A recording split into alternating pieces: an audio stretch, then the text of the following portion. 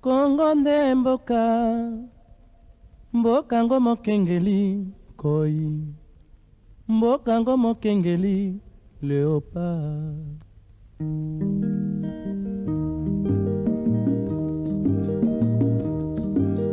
Mikolo tosekelaki na mosolo ya mboka Kongo ekoki, tofungwani misolelo tomoni bozoba nyonso tosali mpo ya kobongisa Kongo avenir. Ebongi tosala moto nyonso ata mwana.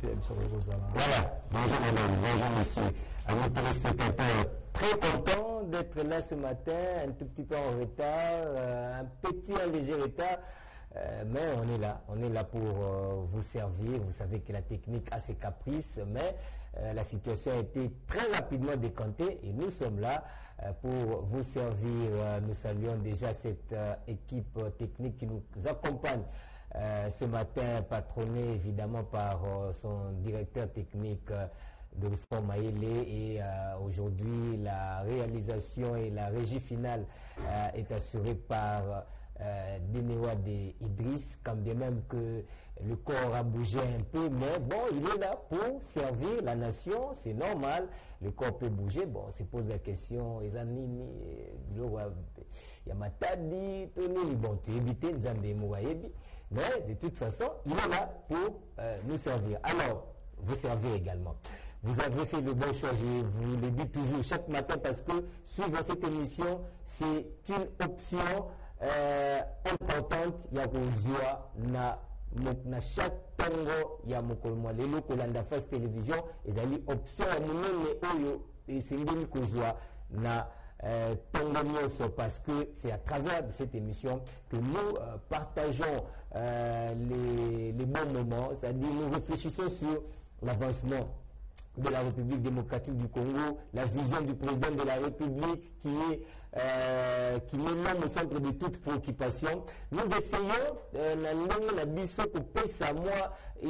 qu'on réfléchisse là-dessus, comment faire pour matérialiser la monnaie. Ça veut toujours le chef de l'État à saluer ma consultation. Le chef de l'État a salué union sacrée, a salué la logique que bisogno c'est ma congolais surtout quand vous allez bon quand on a kati pour que tout puisse avoir contenu. Kasi mokonza mboka consultant qui la personnalité nyonso, ba couche nyonso sociale mboka na biso, kasi population oyo tous amis plus de 100 millions d'habitants à la Congo. Aussi la communauté Bongo à travers le monde.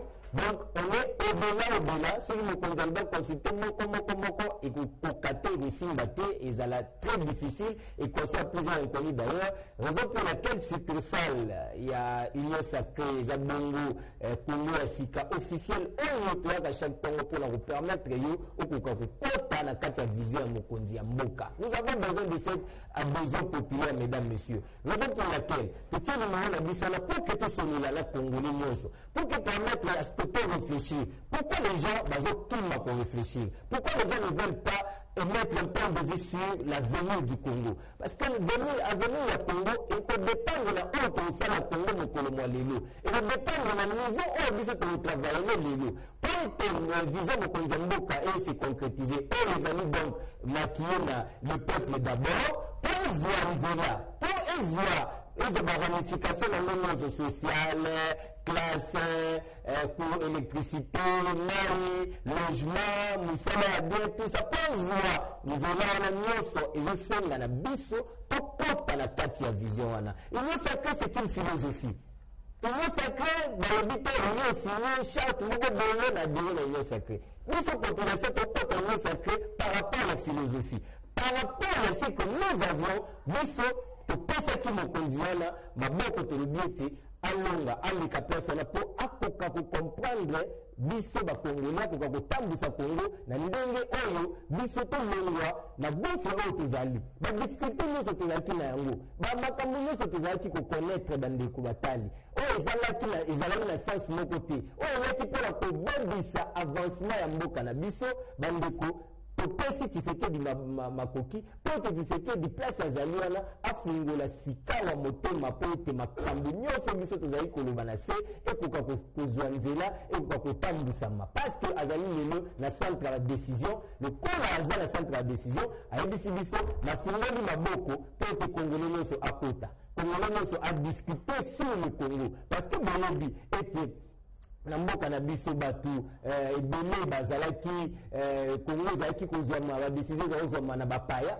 bisika oyo baobeta lisolo ya Congo kongola aza te étrange nayebi te ezali oubli nayebi te ezali est-ce que vous pouvez imaginer que na projet lokola ya Grand Inga oyo projet ezali bazali kotravailler na niveau africain sur le continent bandeko projet wana eza même pas contre siège nango même pas na Congo ezali ana Kinshasa siège eza te soki otali bato bazosala projet wana ya Grand Inga ata Congo eza te mais oyo baza ya biso soki kosala kotia Congo na Afrique na continent seloni eza Inga na biso moko bakolo Inga toza te na kati ya projet wana bozomona comment est-ce que babelisaki comment est-ce que batiaki Congolais mosika Tshisekedi non, ça ne peut pas se passer comme ça. Les gens pensaient que les marionnettes, Katamanette, ce n'est pas lui qui dirige, c'est l'autre là. Tout ce que les gens ont raconté au départ, il y a président, il y a beaucoup de pouvoir à président. Mais maintenant, tous ces gens-là sont confondus. Maintenant, les gens sont les insultés. Nous, on comprend que l'opposition évolution Zalak. On dit que l'opposition Zalak, on se pose sur base de la moko, on a pas que même le petit sanité, parce que maintenant, on a tout qui met la souka. Mais l'opposition, on est quand même pour évoluer. Mais c'est une chose pour créer une sécurité pour la banane balatée. Quelque part, on peut faire la marche contre la sécurité. Dans l'opposition, ils vont évoluer. Et ça, il faut que ces gens-là doivent apprendre. Il faut comprendre que les gens qui ont l'esprit à tête, l'esprit à haine. C'est pourquoi le Congolais de tout le monde pose à la carte logique qu'on a été. C'est ça la distraction. Nous devons travailler pour faire le tout comme ça. Pour bénéficier de notre canabis. Comment se fait-il, Bandeko Nangaï? Notre vachement riche, le peuple est très pauvre, Bandeko. Chaque année, dans l'université, la mission de l'Université, la privée de l'État, et vous nous avez licencié. Notre mariage, notre licencié, mais avec ça, monnaie. On peut pas notre licencié, mais receveur, chauffeur. Pourquoi? Parce que dans le monde, ça les a été.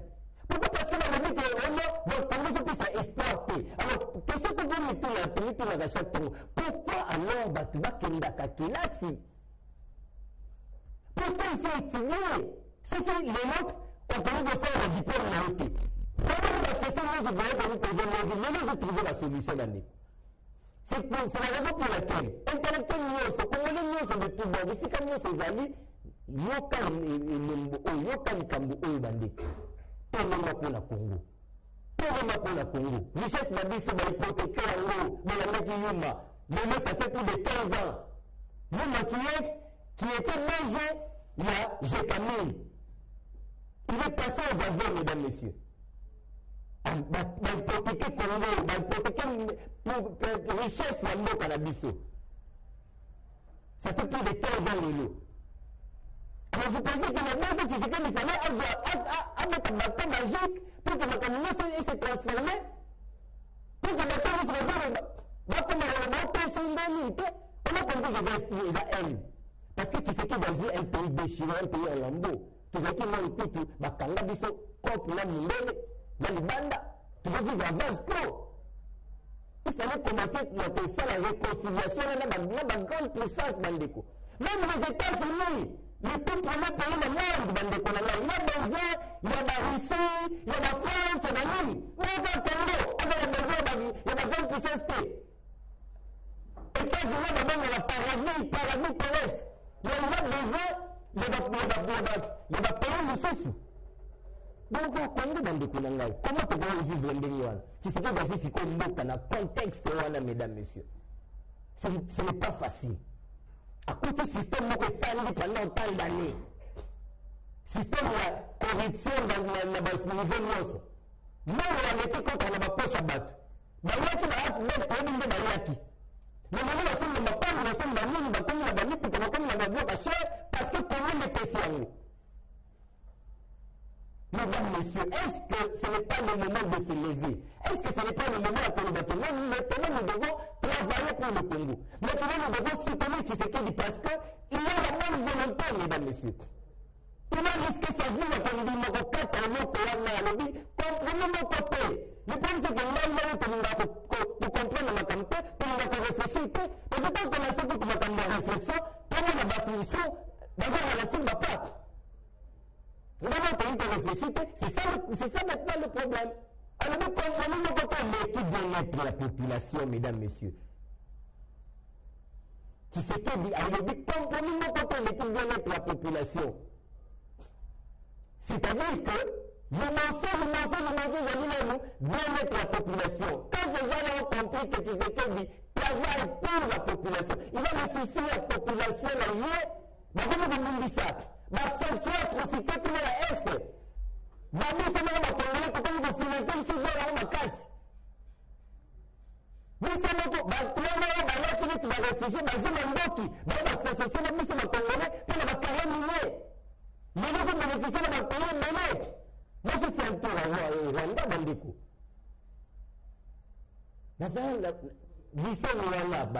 Mesdames, messieurs, qui viennent oluka siko ubwaka mai oluka omela mai na nzela mo oluka ubwaka ngwapi tout ça eza la richesse mboka na biso mais tala siko biso moko ba kolomboka tala siko pays na biso moko soki tala mbanda ya Côte de Village ya isika Chantier zali mamu eza kindoki baloka biso toni soki ngana totelemi te bandeko na ngai ezala pasi passage na biso na mokili oyo ezala nango sans impact. Alors que nous pouvons faire mieux que ça. Alors que nous pouvons travailler pour qu'ils réussissent. Heureusement que la mission Tshisekedi de bonne volonté zali.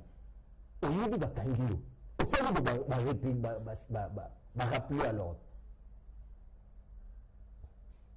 Mesdames, Messieurs, c'est comme ça qu'aujourd'hui on a pensé à commencer l'émission d'aujourd'hui. Alors, maintenant, on va recevoir quelqu'un. Lui, c'est un ami, il est venu nous voir. Alubi, Congo Asika, il faut aller cas pour Nakabola paix, Makanisi Nangai par rapport à évolution, sensibilisation, il y a action à Mokondiamboka, il y a vision à président de la République. Parce que ben crédit, il faut que tu aies crédit. Pour que tu aies crédit, il y a comprendre. Et si quand même Makambozo Salima, même si tu sais que des amis qui travaillent pour la réussite, il y a Mokanabiso. Alors, lui, c'est Magua Mbosso. Bonjour. Bonjour, monsieur le journaliste. Tu as dit na CPL Makasi, na moni plateau à Congo ya Sika. Il y a festive dans exactement qui te Makasi. On a na TV. Na mona on na TV, na tala ngatu moment na ndako avana bima. Yo na préféré na mon émission, na mo pe na participer na CPL Makasi. Exactement Makasi. Biso pe to CPL ko yambayo. Omoni structure na biso yango tant to tchaka mbanga ngo na ndenge ya lokuta te donc vivre yango alors d'entrée de jeu sango ezali boni sango vuma ezali malamu kota la paix entrée au gouvernement nde sali biso vuma sango makasi pour ezali kaka na président Tshisekedi biso tele motema ezali kaka na yindi to za ko espérer pour que ezali ba penser na biso za malamu sango za malamu même côté la famille personnellement ça me met en malam. Allez, tu as masolo à gouvernement, tu as masolo à programme, il y a premier ministre. Tu as tellement ambitieux que c'est impossible pour que il qui ça. Donc les problèmes les gens normalement battre impossible que ça parce que j'ai jamais vu. Banda 1964 Kolonga Kasavu tout temps Makondo Kasavu banda 1964 jusqu'à présent. Notre programme est fiable avec un mot il y a qu'on réaliser un mot.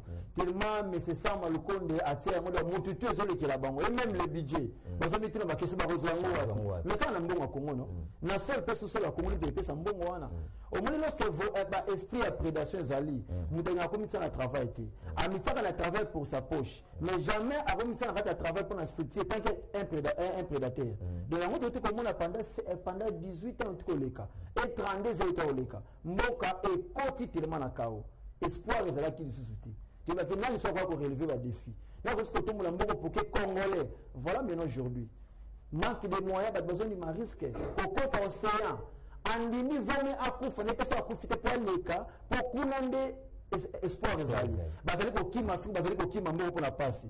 Ndeko, na ko pesa bina appel de ko zonga parce que notre papa est là. Fils du pays, père un Chinois. Beaucoup moins attend le gouvernement et vendre le haut tozela, to pesa wa mikozali ko kende. 2021 aussi la té, to robeta maboko. Ba même ba balabata ba mona action. On a pas expérience. Et bien c'est pas l'appel au sali. Na même siko, na tanti de nani no ça l'appel là. Mais oui. Je comprends bien que philosophie comme moi sika en tout cas ça va. Mais on parle de la jeunesse, Bazali, moi et Belé, dans le gouvernement, configuration Sika, Sika, bien que repêcher moi quelques 10 ministres Bazaki na Ilukamba, mais la majeure partie du gouvernement est composée de Bilongia Sika, et puis jeune Bazali, je crois autour de 40%. Est-ce que c'est rassurant? Mais oui, ils ont mal parce que Banda, comme on a. Le gouvernement a dirigé beaucoup pendant des décennies. C'est très jamais comme on a jeune base à l'Olingi Bazana, peu de femmes base à la représenter l'Olingi Bazaliwana. Donc, quand le gouvernement ils allaient vraiment volontaire chef de l'État. Mais à l'unité gouvernement, il va l'Olingi Bazaliwana. Les acquis viennent à Moutouté parce que le chef de l'État c'est un jeune, Ali ko professionnel Bazaliwana. Voilà quand on dit Bazaliwana, Bazaliwana, Kotana, il y a des femmes. Donc, et c'est pas les makas. Voilà quand on peut confiance. Les alliés qui semblent la boutou moi pour la banque bouka ma bolongo afin que non aux aba penser na bango pour la bien-être peuple congolais aux alliés et ça là congolais c'est un américain les États-Unis en Amérique en Afrique c'est la RDC parce que la RDC c'est le socle de tout pour toute l'Afrique donc il faut une leadership fort et visionnaire voilà pourquoi tout le monde qui des alliés qui investit leadership fort et visionnaire des alliés qui soutenir. Très bien. Alors, mesdames et messieurs, c'est comme ça. Ça, c'est Congo Sika. Donc, mon collègue j'ai moi, bon, c'est un petit peu invité. Donc, à moi, bien repos, c'est le Bilissa.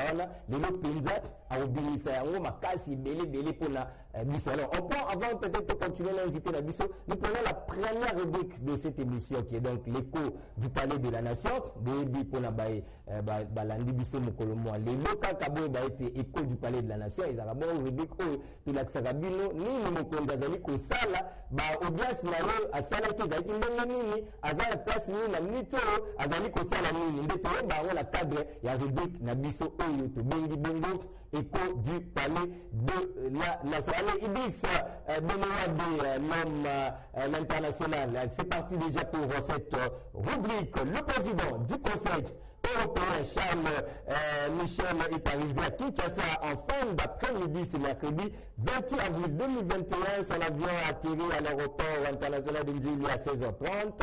En local, à sa descente de l'avion, il a été accueilli par le VPM Lutundula Apala, le nouveau patron de la diplomatie congolaise, le directeur du cabinet et du chef de l'État, Guillaume Nyemboye, le nouveau Dirkaba Messo était aussi dans l'équipe d'accueil. Charles Michel vient pour un séjour de 2 jours, séjour au cours duquel il va s'entretenir avec le président de la République, Félix Antoine Tshisekedi Tshilombo. Cet entretien va avoir lieu ce jeudi 29 avril 2021 au palais de la Nation. Par ailleurs, il va procéder à la remise des 2 bateaux à la République démocratique du Congo, cérémonie qui aura lieu au port Sikotra dans la commune de la Gombe. L'homme politique belge est né le 21 décembre 1975 à Namur. Il est membre du mouvement réformateur belge. Il fut premier ministre du 11 octobre 2014 au 27 octobre 2019. Il est devenu président du Conseil européen le 1er décembre 2019. Il a succédé au Polonais Donald Tusk. Il est le plus jeune chef gouvernement de gouvernement de l'histoire belge. Il était remplacé le 27 octobre 2019 par Sophie Wilmès. Nous restons toujours, mesdames, messieurs, la rubrique Nabiso pour vous proposer la cérémonie. On va en tout cas revenir là-dessus parce que tu nous proposer bino sikoyo moskondi mboka masolo basalaki na Emmanuel Macron on réchauffe ça aujourd'hui pour récupérer bandeko balandagité et puis tozonga pour continuer mission. Mesdames, Messieurs, bonjour. Cher Président, cher Félix, je suis très heureux de vous accueillir aujourd'hui à Paris, en tant évidemment que président de votre pays, après des échéances politiques intérieures importantes et franchies avec succès, dont je vous félicite parce qu'elles sont une étape importante de la modernisation de la vie démocratique, politique, RDC, et de votre volonté d'aller de l'avant, mais aussi en tant que président de l'Union africaine et partenaire stratégique de la France. Nous étions avec le président Tshisekedi il y a quelques jours au Tchad, à N'Djamena, pour rendre hommage au président défunt Idriss Déby et pour soutenir un processus de transition qui doit ouvrir la voie de la démocratie et de la stabilité du Tchad. Et aujourd'hui, avant toute chose, nous voulons exprimer notre préoccupation sur l'évolution de la situation, en condamnant d'abord avec la plus grande fermeté la répression des manifestations et des violences qui ont eu lieu ce matin à N'Djamena. Nous appelons au respect des engagements qui ont été pris par le Conseil militaire de transition, celui d'une transition pacifique, inclusive sur le plan politique. Et je veux être ici très clair, j'ai apporté mon soutien à l'intégrité et la stabilité du Tchad très clairement à N'Djamena. Je suis pour une transition pacifique, démocratique, inclusive. Je ne suis pas pour un plan de succession. Et la France ne sera jamais aux côtés de celles et ceux qui forment ce projet. Le temps est venu de lancer un dialogue politique national ouvert à tous les Tchadiens. C'est ce qui est attendu aujourd'hui du Conseil militaire de transition et c'est la condition même de notre soutien. Et je veux ici dire que nous resterons engagés aux côtés de l'Union africaine, que préside le président Tshisekedi cette année, aux côtés aussi du G5 Sahel, et je veux saluer l'effort des présidents du G5 Sahel qui ont aussi œuvré à cette médiation avec beaucoup de force. Et il faut que dans les prochains jours, nous puissions rétablir la situation qui aujourd'hui me préoccupe très fortement. Au-delà de ce sujet, notre coopération est évidemment riche de beaucoup de dossiers bilatéraux que nous allons évoquer dans quelques instants. Volonté de développer la coopération économique, les opportunités offertes à la jeunesse de votre pays par des programmes d'éducation, de santé et de création d'activités économiques, politique aussi de francophonie, car nous avons là-dessus également beaucoup à faire ensemble. Et puis évidemment, ce sont tous nos efforts d'accompagnement pour la stabilité, la paix partout sur votre territoire national. Et je sais ô combien vous y êtes attachés face aux déstabilisations qui peuvent exister. Enfin, nous évoquerons aussi les grands sujets continentaux. Et en effet, nous avons un agenda extrêmement chargé. Le premier, c'est continuer à faire vivre la solidarité internationale face à la pandémie. Il y a un an, nous avons lancé ensemble, avec plusieurs collègues, l'initiative ACTA pour aider l'Afrique à répondre aux défis de la pandémie. Elle a permis de faire plusieurs avancées, nous y sommes revenus ces derniers jours, pour aider au financement, aider aussi à plus de tests, de diagnostics, l'accès aux vaccins et à la montée en puissance des systèmes de santé primaire. Mais beaucoup reste à faire pour mobiliser plus de financement, mais avoir également des actions concrètes indispensables. Et donc ensemble, nous souhaitons agir pour que le G7, le G20 soient des rendez-vous utiles qui répondent aux besoins des Africaines et des Africains, la vaccination de tous les personnels de santé sur laquelle nous étions engagés il y a plusieurs semaines et tant d'autres sujets. Et puis dans quelques semaines, nous nous retrouverons donc 17-18 mai prochain à Paris pour un sommet avec beaucoup d'autres leaders du continent africain et du monde entier, le sommet pour le financement des économies africaines. Je veux ici que chacun ait bien en tête le choc, pas simplement sanitaire, mais économique, que le continent africain subit depuis 2020.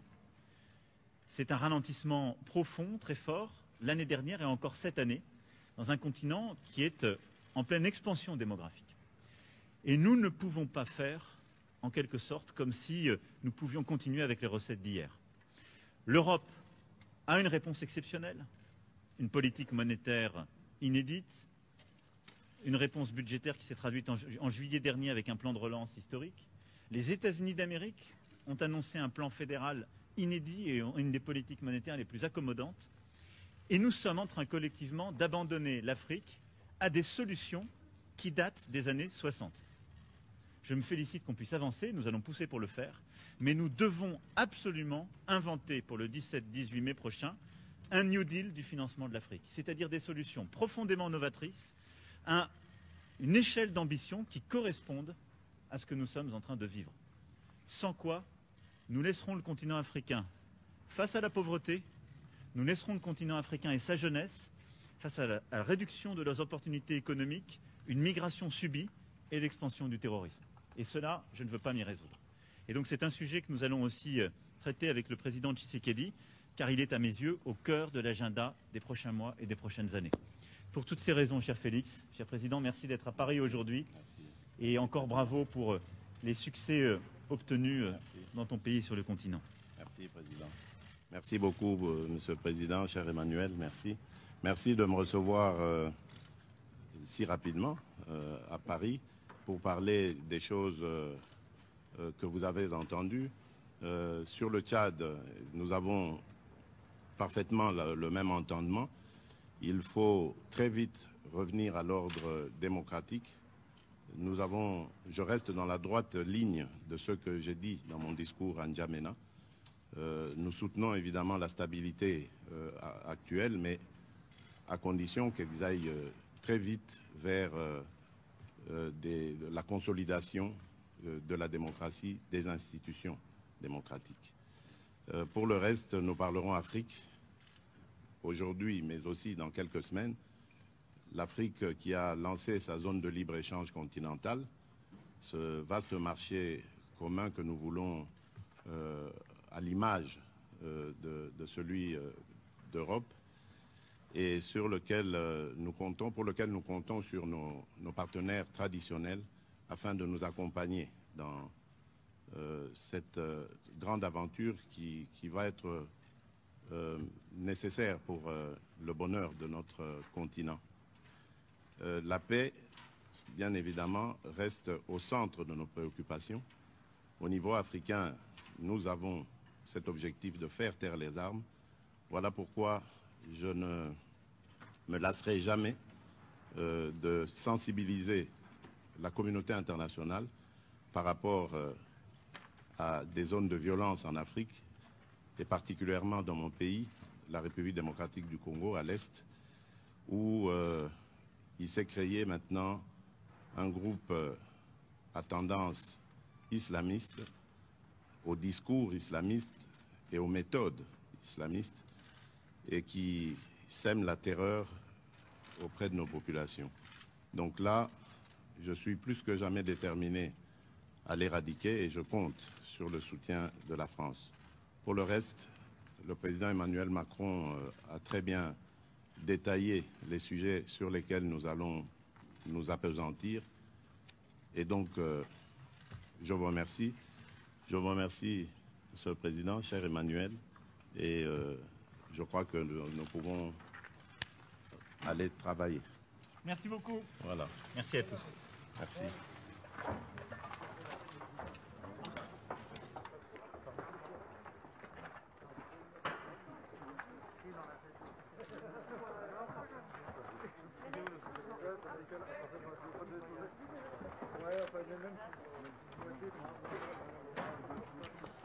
Voilà, Boti Golanda, Toloba, Bomoko Oyoana et Salemi Lelo entre la République démocratique du Congo, Bongo la France.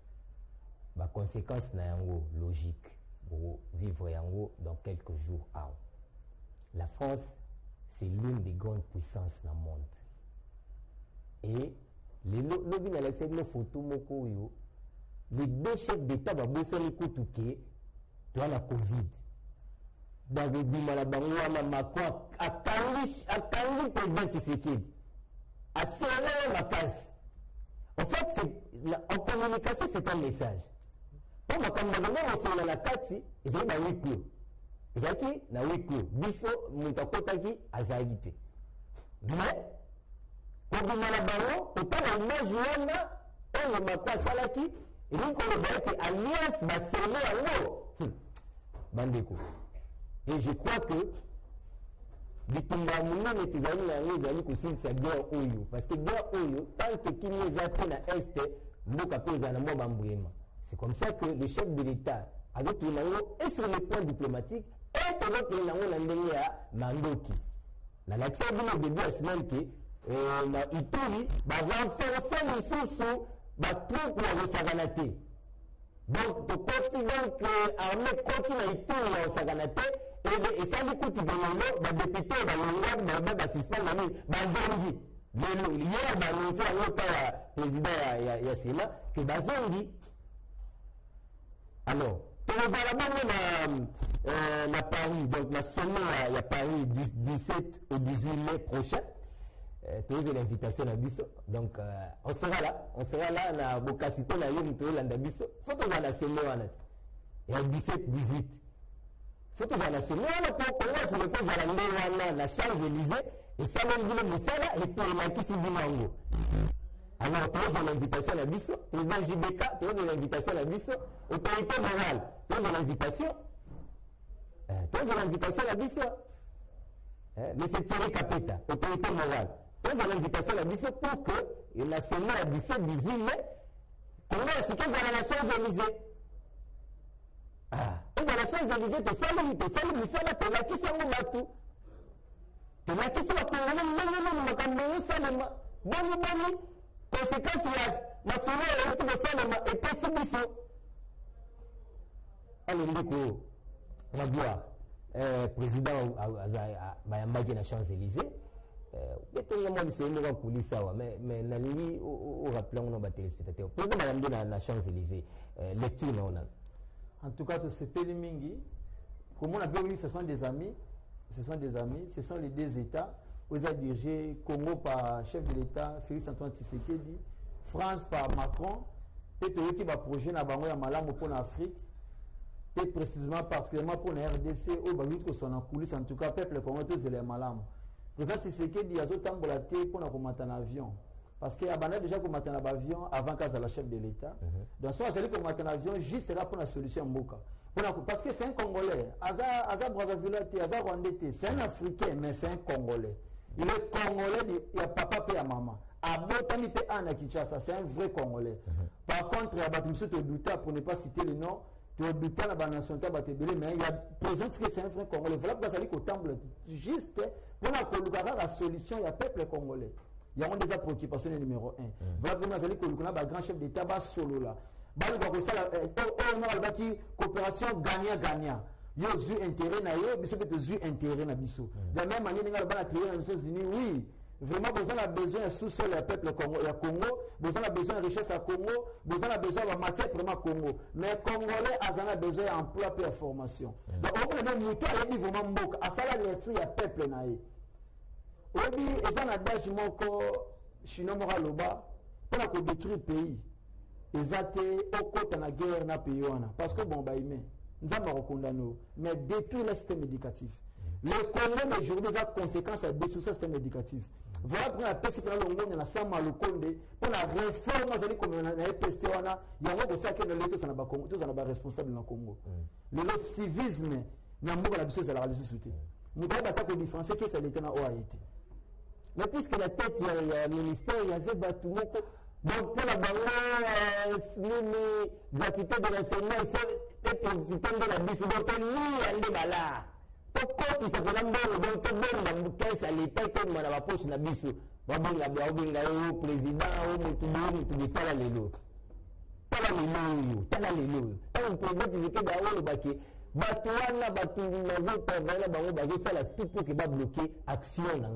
le raison pour laquelle abomaki alliance wana pour que après sa mission le nom sacré mais pas la conséquence nous bakonga peuple abe oui pas la conséquence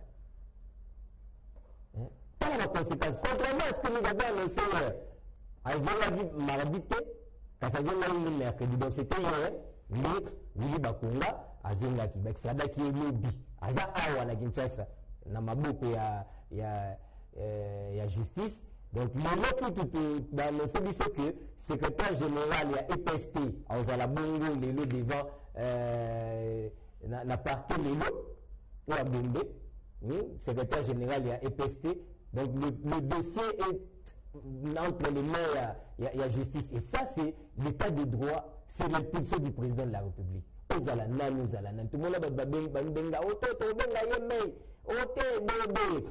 Nyonso batala nyonso ozala nani ozala nani soki osali mabe il faut répondre Willy Bakonga okimi nani okei au 16 heures de démission batala nani nikamba ayebi kuti toso otongani wapi tout ça obimi plein la clandestinité donc en tout cas le pays ezalaki kokende mabe makasi imagine un peu bacaractère bacomportement ya ndenge wana pendant plus de 20 ans bandeko na mboka na biso yo sikoyo congolais de petit congolais mpasi ozali omona kila mokoni kila sekotanga malonga ndenge nini omona bakoloni ezalaki ebele koloni ezalaki expression ya radbol batu balobisa liza po okoka lisusu te ekomi boto ezalaka bamachete heureusement lelo na vision ya président de la République soki opali lelo lutte contre le corona, en tout cas, tu donnes 90%. Je ne sais pas si on a ça. Il y a une journaliste d'investigation à la terre. Il y a une journaliste d'investigation. Mais moi, j'ai d'investigation pour constater que même dans la sous-pénalité. Comment dans la sous-pénalité là qui? Pourquoi? Parce que logique à quand on a cassé ici. Ça veut dire que ma candidature, ma question, elle se passe dans la ville, et puis les femmes vont foutre. Donc c'est comme ça qu'il fallait que juguler la situation. Et ça c'est la question actif là, président Tshisekedi. Quand même que pour que tu tirer la ficelle à côté la bango, dans le jour de la tête, comme la zona, dans le jour de la tête, de la Kabila. Quand même que la tête c'est la niveau est, créer une sous-atrocité la case de l'Est, tout ça, nous sommes pour continuer la case de la Congo, mais Tshisekedi travaille. À la distraction, à la mettre la député que donc, même tes amis les mots, et même tes amis l'habité. Mais ce que tu vas tenir les mots, vraiment te tenir les mots, pour même ce que tu as à faire. Nous devons apporter la solution. Et la solution, c'est vraiment, tu vas la lutte contre la corruption, tu vas la gratuité de l'enseignement. Donc tout ça, dans le combat, tout le monde se va pour le étouffer en haut. Mais non! Y compris la sangle dans le dépôt. Parce que si c'est l'école fictive, tout ça fait l'initiative, la compte il y a l'église catholique. Si c'est l'école fictive. Moi je vois la bataille là-bas au banda de l'Oba, oh non, Bisso, tout ça, il y a un sous chez l'Oba. À Bécholi. L'école était depuis l'Oba. On a dit, l'organisation, c'est limite. Sonne, moka, oh non, quand on a les acquis, quand on a grillé déjà, dans mon but, papa. Il y a des gens qui ont des documents. Mais ces documents, pendant ça, arrêter le quota. Dans le nouvelle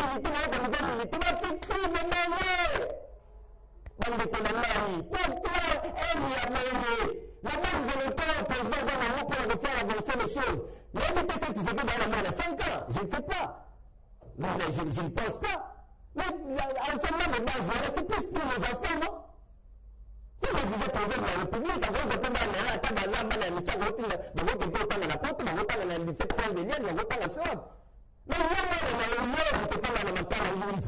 Moi, vous pouvez faire la salle, la tchang. Tu sais qu'il apporter la solution pour nos enfants, pour la base, l'éducation de base, parce que c'est la base qui donne l'orientation à l'île. Mettre le bas. Moi, on a vu ça et le tambour. En tout cas, et ça linga vraiment soni naza pe ko annoncer la population qui ils ont la cousin na ngai les lois décidé moi na ya longo na Sévigné parce que Bible la biso za ba chrétien Bible la biso on donne ce qu'on a alors lorsque tu es volé on transmettre à ban les ara qui moyibi donc l'andima qui était vraiment de Kouili va Congo cause à la congolais avec quoi agir de la sorte na moi qui dit ça mais c'est parce que ça déjà coupable la semaine qui va ça moyibi voilà pourquoi Kimaki il a son Nikota là vraiment même là avec ce bana moi na son mais dit moi na liboso garçon son vraiment za makasi papa na yibi mbongo ya mboka donc papa na yo ayeba na Congo ma ayibi mbongo ya mboka non et ça sonne en tout cas je sais ça la musala même gouvernement tout bimeza sortant en tout cas c'est une IGF auditer tous les ministres pour que tu pas quitter dans état de droit et ça va prendre en tout cas auditer le ministère nyonso on se recouter na quelque chose il y a un biso va contribuer avec congolais na mbongo passi o papa botsaye azali tabi na justice na ye oui mais quoi va pas kanga bango la liste wala toyoki était milongondo ba wantandre ndo toyoki excellence toyoki mbongo biso topesa information toyoki ke ba invité dans la prochaine jour était milongondo toyoki baza moi ni po était ni po la bête masolo ya ba covid ni bitama pena pe bien te toyoki pana ministre ya sport ministre sport azaki pasteur il était sous le paraître ya stade ba pelouse tout mbongo monalité ok qui doit financer qui doit budgétiser donc monalité musala salamité donc il fallait pas auditer avec beaucoup de choses donc na pasteur vraiment na mboko donc toujours comme moi type de kina église catholique ba bimisa ba école fictive bateau de la motema parce que le mboko na biso lorsqu'il s'agit de formation une bonne école est une église catholique mais quand ka bon c'est makamba il y a des écoles fictives il y a des enseignants fictifs les alliés sont ningi vraiment sont ningi même pour les fidèles vont ba oh ya binimo bazali ko encadrer pour la majorité ya ba ministre na ba l'église catholique ce qu'on parle du gouvernement na biso sortant oyo na oyo zala ba mandelika la majorité ba ministre basa ba église catholique donc c'est que pour enseigner ba on vole tout le en quelque sorte pour si na auditoire de l'église catholique ba à bon sens ba à vérité jamais gros ana élève na auditoire za muibi vraiment za malamuté en tout cas na CPL vraiment na première ministre Samuel Konde pour la réforme de côté pour l'enseignement gratuité c'est pour nous autres ça va salaire à 300 à $150 à $200 to banda konyo kama papa Nabisayo, il y a des garçons comme moi qui atteindre 18 ans, 20 ans, 21 ans. À passer, quand on passe à le côté, à comment on a mis les récolter parce que papa qui est de l'autre côté. Maintenant, l'autre, c'est qu'il est connaissant toutes ces choses. Elle dit non, toute sa gratuité. T'as le cas de dédier à gratuité. Combien d'enfants combien de milieu scolaire? Combien? Maintenant, à travers ce projet, on défendra lundi. Balobi était bakozwa même na d'école privée tout na qui na ma école maternelle vraiment ya boy papa Tshisekedi ozana tout na boko na nyonso na pesio vraiment aucun à l'avant parce que on a besoin de ça biso un fonctionnaire à l'état ont gagné l'argent malgré calamité parce qu'on majorant déjà on a gagné maigre salaire revenu on a na d'école à $450 et comme qui a ba privé na ba autre ba ko mona moi fonctionnaire autant en ligne, moi militaire autant en ligne, mais avec cette gratuité. Baza à l'aise. Baza à l'aise dans le moment où. Baza vraiment à l'aise. Ça c'est pour nous les parents, c'est pour nous et le peuple congolais. En tout cas, tu peux se faire le monde, tout le monde, tu as dit gouma bolongo pour nabino. En tant que réalisation du projet, on peut défendre lundi et ça va vraiment réaliser. Pour que le peuple congolais se paye. Voilà, nous allons rapidement lire quelques messages dans le Koubakoumé Libiso. Là, c'est Félix, le jeune Kiambe, qui est en train de nous suivre sur Face Télévision. On rafale votre chaîne, moi et ma famille, des bons programmes en plus. C'est chez vous qu'on le trouve actuellement plein succès. Vous méritez ces compliments, mon frère. Je ne vous flatte pas, c'est la vérité. Tenez, il y a votre prestation avec Onye Asika, Vadi, Enoch Lemeka, Vanessa Moanda, Sublime, etc. Il y a de l'avenir sur Face Télévision avec ces crèmes citées. Nous suivons Face Télévision tous les jours du matin au soir. Continuez sur cette lancée. Ah, merci beaucoup, mon frère. Félix Lejeune Kiambe, qui en tout cas sali ba compliment na biso pour encourager biso na cadre ya musala tout ça. En tout cas landela pas ba kombo cité awa eza ba kombo pena ya rédaction bandeko ya rédaction et puis bato ba yaka juste après ngai pour après les tasse matinale va être vous avez couple donc couple Verdi Mukiba directeur et programme. En tout cas merci beaucoup na mon pena qui vous a penza branché na face télévision. Merci pour la compliment, merci na encouragement.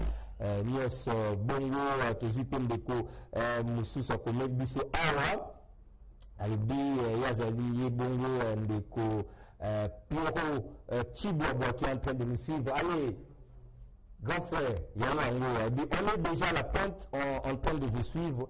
Courage et continuer sur cette lancée. Merci beaucoup. Tozu lisusu message mususu ya ndeko attendez bandeko bon limbisa biso ba message continue ebele. En tout cas les autres bagi to sala ngata en direct de pose à la bête. Tozu message mususu ya ndeko Kalonjili qui nous salue en tout cas tous a branché Kalonjili ndeko na biso ya Ated Asbel Oyo ezali pour l'action et l'action ya la Tshisekedi pour le développement. En tout cas tozali autorité morale tobosalité Thierry Kapeta tobosalité moto oyo akola na maboko ya mama Mat tobosani yote Thierry Kapeta autorité morale ya Ated. En tout cas merci beaucoup CG Ated, merci beaucoup na ndenge tozali ko avancer ndeko Alfred Bongo mape ayebisi biso ke azali vraiment branché pour la kolanda biso Kalonji natangaki déjà ndeko Emestona alobi yepe azali branché azali yepe biso ko encourager biso pour que misale kinda liboso coordonnateur to président ya Ated pe lokola azali kolanda biso na bosalité. C'est lui, l'homme qui chuchote à l'oreille du président de la République. Le président JBK, Bandeko Baosenga, invitation, il y a sonné à Paris 17-18, très l'invitation. L'homme qui chuchote à l'oreille du chef, l'homme qui chuchote à l'oreille du chef, le président JBK, en tout cas, tous amis, causer la paix, autorité morale. En tout cas, Bakongo la série qui est Congo Sika et la Bongo le 17 le 18 la Somoana pour la et la Bango d'information de tout message à Koana Yango. Allez, nous continuons notre émission. On va prendre la deuxième rubrique très rapidement. On va peut-être aussi ça. Les coulisses de la primature. Nous vous proposons la remise et reprise aux acquis de la primature entre le sortant et l'entrant. Bon, peut-être pour aussi ces missions. C'est parti.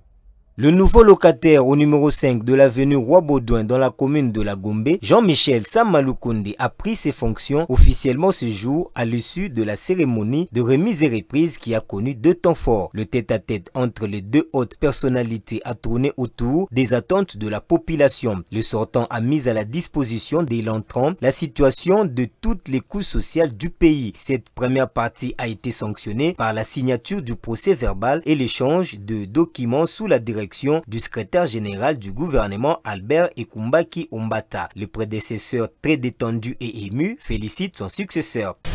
Je voudrais une fois de plus vous réitérer mes félicitations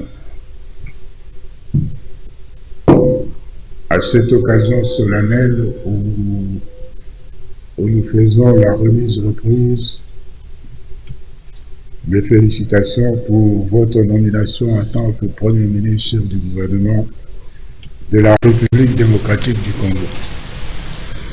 Et je voudrais à cette occasion remercier le président de la République chef de l'État de nous avoir nommé, parce que pour moi, c'est une joie de faire la remise-reprise avec vous.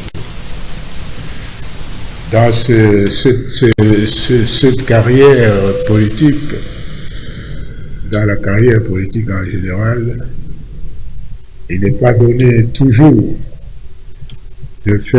d'avoir la chance de faire la remise-reprise avec quelqu'un qu'on connaît.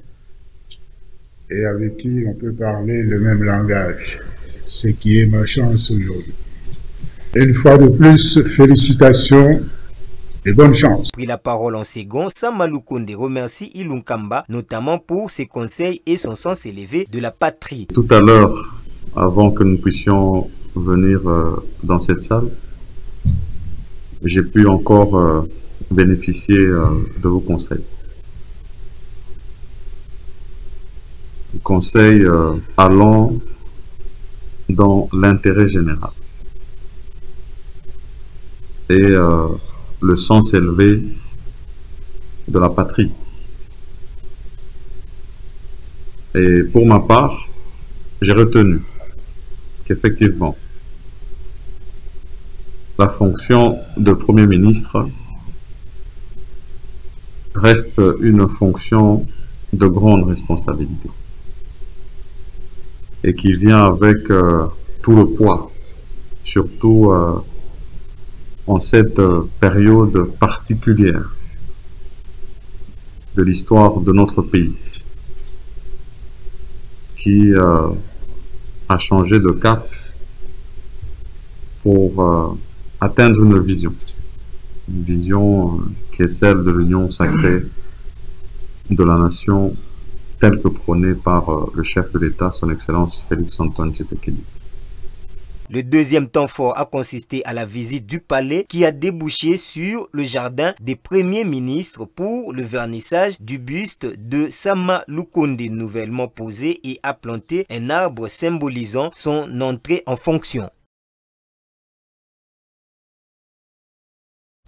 Allez, merci beaucoup pour l'élément dans le cadre les coulisses de la primature. Bolandi, Boni, remise et reprise et Salemaki na niveau ya primature. Boyoki premier ministre sortant de la lobby, Boyoki premier ministre entrant de la lobby. En tout cas, on était là pour la Kisabino parce que tout le dit et si quand sort, il est sacré Rebeta Makom Lisolo.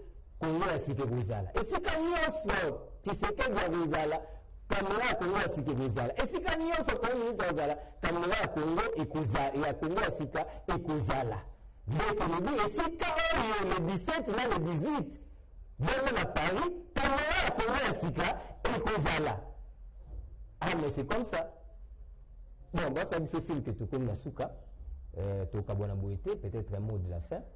Mais tout ça là, moi, expliquez-moi les moments sur la remise et reprise. Déjà, le point de vue par rapport à la remise et reprise de Salima, tout l'accès au Premier ministre, au petit point de vue et puis au chuter dans le roman pour tout Kabouane. Merci vraiment, Ndeko. Na CPL pour la remise et reprise, c'est ça vraiment un homme d'État.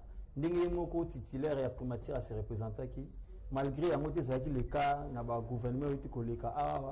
Tout même le gouvernorat provincial, la ville de Kinshasa, lors à remise et reprise, il y a le titulaire André Kimbuta à la quitter. En tout cas, ces locaux, ils ont vraiment autre déplorer dans beaucoup d'habits. Voire même, le conseiller chef de l'État, tant que le président fait ce qu'il a accédé à pouvoir, le conseil va faire la remise et reprise. Il va rencontrer le bureau vide, vide, informé vide. Ni document. Pour comprendre les acquis qu'on va démarcher, on va pendant des années. En tout cas, comportement des animaux qu'on déplore. Voilà que tu peux sur le monde, on a papa et le Mokamba, vraiment, c'est ça un homme d'État. Fonction ici, mandat ici, on va payer qui n'est pas chef de l'État. En demi, qu'on s'alana, pour la couleur Samuninga, comment il a marché pendant 2 ans, voilà, personne n'a commis là on a tiki. Pour que moi, je la place et à tiki, personne n'a pas ni une place à ça, n'a pas rectifié. C'est comme ça un homme d'État. En tout cas, tout le monde, ma femme, Bolimingi, Némo papa le mokamba pas besoin de place pour vendre la retraite. En tout cas, tu peux sur le coup mingi, nzamba pambola yo.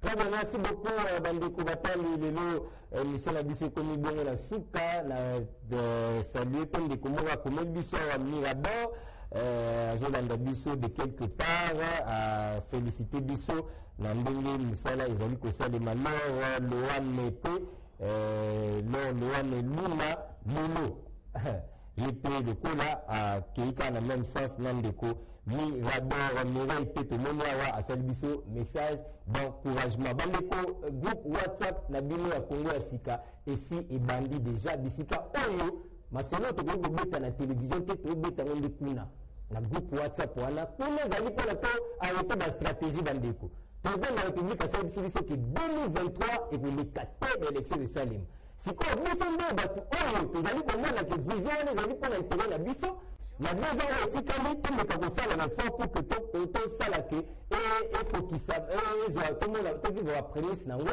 et puis permettre à 5 ans na siko ya mobimba pour zali transition sans Kabila to permettre à 5 ans na mobimba pour asala penza makambo oyo ezala concrétiser pour biso congolais tozala malamu mais tolobaki il faut arrêter déjà la stratégie ndenge nini tobanda tosala tobanda yango déjà mokolo mwa lelo to arrêter la stratégie pour topesa ye siko majorité wana pena na 2023 groupe WhatsApp Congo ya sika officiel et c'est fungwami déjà ondisa partout ya groupe wana numéro na biso wana affiché bas de vos petites écrans bandeko benga biso tina soka kongo na yo na numéro na yo WhatsApp tokotisa yo zala la philosophie ya union sacrée bandeko pour demander que nous côté ici à communauté Jésus c'est une on l'a retiré. Zala la philosophie, il y a union sacrée. Zala la philosophie union sacrée pour que la public a masoli à 4. Donc nous avons wana. Si on a tout biso, nous avons les taboués, nous se rattraper à partir de la chaîne la biso YouTube, sur le pays quand on petit face télévision, RBC au coup d'émission. L'émission la biso autant s'abonner nanu bon s'abonner nanu bon dans le bonnet parce que pour que sa majorité la président de la République il faut que dans le bonnet dans toute une philosophie la tête dans l'anda évangile c'est le binanga pour permettre à ce que dans le bonnet que sa président ni là on va s'abonner pendant la chaîne YouTube la biso là pour permettre yo au mandaka au moins dans la page même nous tozali ko sala même tozali ko évoluer dans des kobatali na numéro la biso pe la page Facebook la biso au bien petit capé j'aime na yo like au kuta Congo ya sika officiel la page Facebook sur le like au côté d'amont tu peux émettre ton point de vue alors dans le monde la biso de partout États-Unis France Europe tout ça quelques pays africains là baba la biso l'intérieur merci beaucoup commission comme la souka tout le monde la bonne moko malobi pour la dernière numéro ya semaine au to yambaka bongo de Chadra Palem mafuta zali le papa ya sika moi la wuti kobota mamoko mwalendi merci pour le lobby et la cadre de internationale Union africaine. Mesdames, messieurs, là je remercie l'équipe technique qui accompagne nous. Je pense à Kalonji Pascal, je pense à Joseph, je pense à Idriss plutôt de l'Oua qui est la régie finale. La bonne sanité webmaster la biso. Oh, tu as dit que la webmaster monteur attitré la biso, tu as dit que Idriss Kapena. L'homme aux cheveux et l'homme à la peau blanche. Idriss Kapena. Merci beaucoup à dirigeant la biso il y a face télévision tous alliés de cœur na bino pour te mosala et kokakotambola malamu je pense à la direction générale monsieur Gaston représenté par monsieur Gaston je pense à son assistant aussi maman Kadi Denéa de Batunion sort première dame il y a face télévision to bosalité maman la biso vraiment merci beaucoup là bas conseil nyonso pour te makambu et tout réussi kotambusa musala o on se retrouve demain avec le même plaisir pour les derniers numéros. On termine l'émission. Comment Maboko et si vous avez tombé à Maboko, on remercie Moto O, la salle qui est à la arme pour le Malelo, la salle qui est volonté là pour que Bisso peut présenter l'émission. On a les Alibongo, monsieur AM, Tobo Samuete, Bissika Zouani, Bissika Zali, merci, le Ngon Lamingi, la Nyos Zali Kosala pour l'avancement, il y a chaîne Nabisso. Tout le monde, Moko Malobi, la même la Simana Bisso Zali passe matinale, pour de Jésus, Tobo Samuete Kadego, merci beaucoup. Au revoir. Congo nde mboka ngo mokengeli koi mboka ngo mokengeli léopard